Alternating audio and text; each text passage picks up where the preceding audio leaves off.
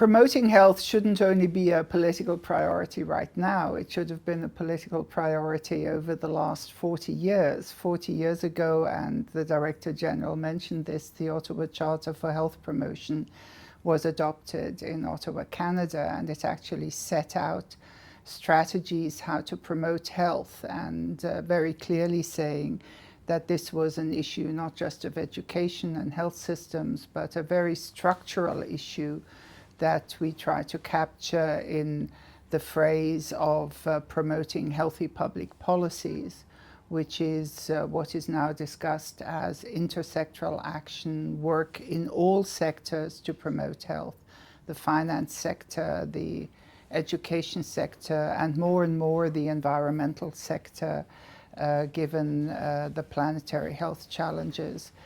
We speak also of the digital determinants of health, to what extent this new digital world actually impacts us both positively and negatively.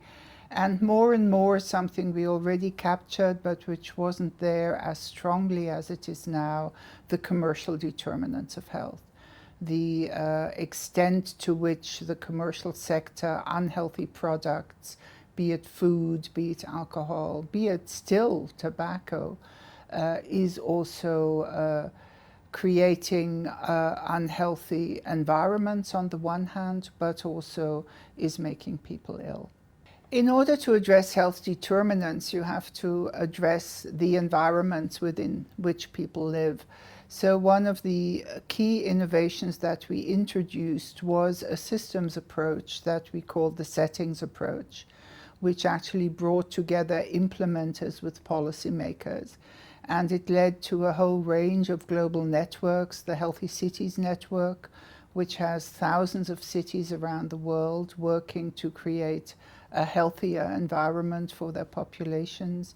Very important, the Health Promoting Schools Network, which brought schools together with the communities in which they were placed, and looked not only at the health of their students and children, but also the health of the teachers, something that's not frequently looked at and has actually become an increasing problem. And we now have the whole issue of social media, phones, etc. in schools that is becoming part of the Health Promoting Schools Network. Another network we created, which was very important and led to some discussion initially, was the Health Promoting Hospitals Network, to say how can a hospital actually not only be a place about disease, possibly death, but actually also to promote health, and both in terms for patients, of involving them in getting healthy, but also again very much the staff health and the health of the community. We now know that the contribution of hospitals to climate change is extraordinary, and that our hospitals need to become need to reduce their emissions quite considerably. So those are the kind of networks we've developed that have had a tremendous impact around the world. Access and equity are absolutely critical in health promotion, and therefore, again, if we take this approach of health in all policies, there needs to be a way to lift people out of poverty. That is really one of the key factors. And we see that countries that have taken measures to lift people out of poverty, to supplement those measures by access to prevention, to healthy food, but also to health systems, particularly primary health care, have moved forward incredibly. And they've moved forward not only in terms of the health of their population, they've moved forward in terms of their economic development. We see that in many of the Asian countries that were very poor countries 30, 40 years ago, and have really developed and moved forward, such as China, for example, as well. So the fact that we address poverty is not about charity. The fact to address poverty is about, of course, human rights, but also about the economic and social development of a country. And that's really, we're focusing on that can lift a society in so many ways.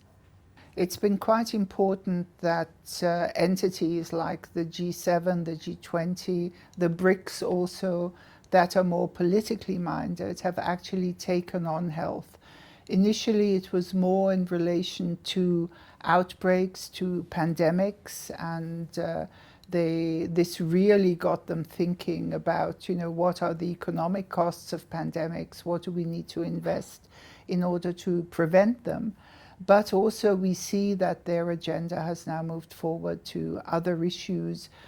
Countries like France in the G7 discussion have actually put the issue of the impact of social media on children on the agenda to take an example for such an expansion of what is considered politically important at a certain point in time. So they play an incredibly important role, next, of course, to organizations like the World Health Organization and others who have the very specific health focus.